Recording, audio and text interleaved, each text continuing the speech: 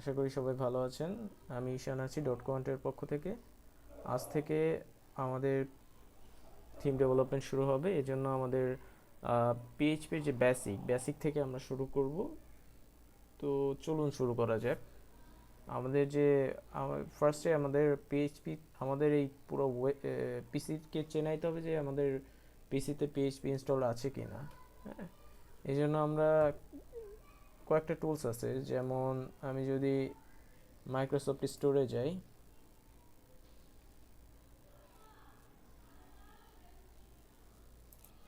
Windows terminal লিখে যদি search করি, উইন্ডোজ টার্মিনাল টার্মিনাল আপনারা চাইলে পারে এটা ইনস্টল করে ফেলতে পারেন। এটা করা আমরা মেইনলি এটা দিয়েই কাজ করব। অথবা আপনি যদি গিট ডাউনলোড লেখেন, গিট ডাউনলোড গিট ডাউনলোড লিখলে পারে আপনার যে গিটটা ডাউনলোড করবেন তখন আপনাকে গিটের সাথে গিট ব্যাশ দিবে। হ্যাঁ, এটা দিয়েও আপনি কাজ করতে পারেন, সেম কাজ। হ্যাঁ, অথবা আপনি চাইলে সিএমডি দিয়েও কাজ করতে পারেন, এটা আপনার ইচ্ছা। তো আমি সাধারণত উইন্ডোজ পাওয়ারশেল দিয়ে আমি কাজ করে দেখাবো। তো আমার পিসিতে পিএইচপি রানিং কিনা এটা আমি চেক করব কিভাবে। এই জন্য আমরা পিএইচপি ড্যাশ ভি লিখবো, এটা লিখবো। এখন আপনার যদি লেখা আসে যে the term PHP is not রেকগনাইজই করতেছে না আপনার পিসিতে, তার মানে আপনার পিএইচপি ইনস্টলড নাই। সো আমি এখন কি করতে পারি? সো আমি ফার্স্টে আমি আমার ওয়েবসাইটে চলে যাব এবং লিখব পিএইচপি ডাউনলোডে গেলে আমি পিএইচপি ডাউনলোডস থেকে ক্লিক করব, যে ফার্স্ট ওয়েবসাইটটা ওইটাই ক্লিক করব। এরপরে যদি আমি এখানে অনেক কিছু আছে, অনেকগুলা ভার্সন আছে, তো এটা কিছু ওভারওয়েলমড হয়ে লাভ নাই। আমরা জাস্ট লিখব, এইখানে দেখব যে উইন্ডোজ ডাউনলোড লেখা, তো আমি উইন্ডোজ ডাউনলোডে ক্লিক করলাম। এখানে কিন্তু আরও অনেকগুলো ভার্সন আছে। হ্যাঁ, অনেকগুলো 8.3, 8.4, তো পিএইচপি লেটেস্টটা 8.4। তো এইখানে তো আবার আছে যে X64,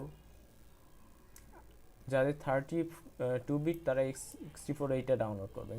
যেহেতু আমার 64 বিট, তো আমি X86টা ডাউনলোড করব। তো ডাউনলোড বড় ফাইল না, মাত্র 30 MB মতো। তো আমি ডাউনলোড হয়ে গেছে এটা।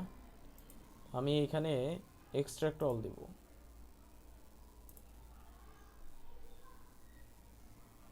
আমার একটা ফাইল এক্সট্রাক্ট হলো। তো এত বড় নাম না রেখে আমি আমার সুবিধার জন্য জাস্ট পিএইচপিটা রাখতেছি, পিএইচপি লিখে রাখলাম। এখন আপনি চাইলে পারে যে কোনো ফোল্ডারে এটা রাখতে পারেন।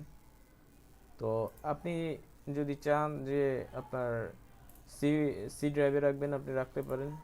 হ্যাঁ, তো সি ড্রাইভে যেয়ে এইখানে যেই পাথটা এটা কপি করবেন, কন্ট্রোল সি দিয়ে কপি করবেন। এখন আমার তো এনভায়রনমেন্ট ক্রিয়েট করতে হবে, এডিট দি এনভায়রনমেন্ট ভ্যারিয়েবলস, এটাই দেব। এখন আমি যদি এনভায়রনমেন্ট ভ্যারিয়েবলসে ক্লিক করি, এখানে পাথে যেয়ে ক্লিক করব, পাথে যেয়ে এডিট করব, এডিট করে এখানে নিউতে ক্লিক করব। নিউতে ক্লিক করে আমি যে পাথটা কপি করেছিলাম সেটা আমি এখানে বসিয়ে দেব।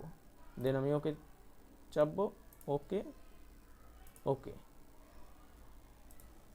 এখন যদি আমি এই টার্মিনালটা অফ করে আমি যদি আবার